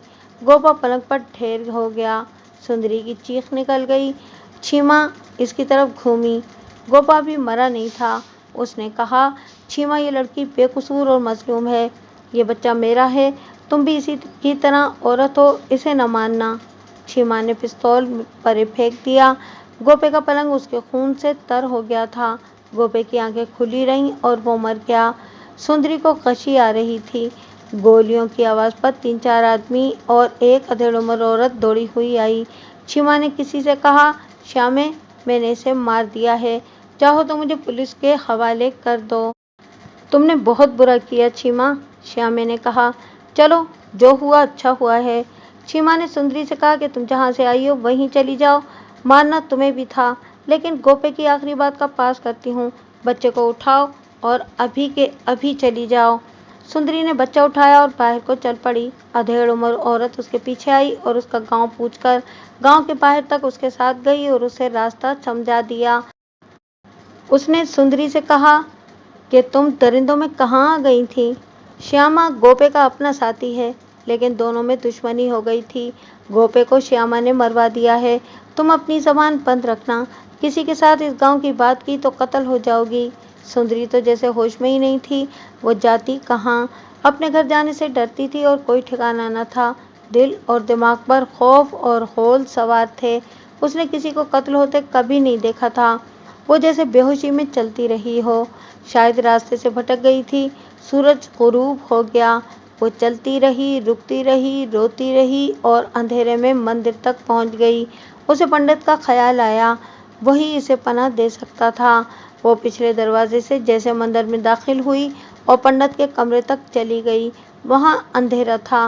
वो रोने लगी और उसकी आवाज़ बुलंद होती चली गई। फिर बच्चा रोने लगा। उसने बच्चे को दूध पिलाया और शहर में निकल आई। उस वक्त जो 2 कांस्टेबल अंदर थे, वो इसे बदरू समझकर बाहर डर कर भाग गए थे। सुंदरी को मालूम नहीं था कि मंदिर में पुलिस होगी। उसने पंडित को पुकारा, मगर वहां खामोशी थी। वो हौज के किनारे बैठ गई और मैं जा पहुंचा। मैंने उसी वक्त अपने साथ वाले थाने को फ़ोन किया और वहां के एसएचओ से कहा कि वो फलां गांव में छापा मारे। मैंने सुंदरी को साथ लिया और लारी से उस थाने पहुंचाया। ये एक अलग कहानी है कि हम किस कदर तेजी से उस गांव पहुंचे जहां गुज़िश्ता रोज गोपा डकैत कत्ल हुआ था। गोपे की लाश उसी मकान के सैन में दबा दी गई थी। वो बरामद कराई गई। छीमा और श्यामे और इनके 3 साथियों को गिरफ्तार किया गया। जो जेवर सुंदरी वहां छोड़ आई थी, वो भी बरामद हो गया। ये दूसरे थाने का केस था। मेरा केस सुंदरी तक महदूद था। पंडित का कभी भी सुराग न मिल सका।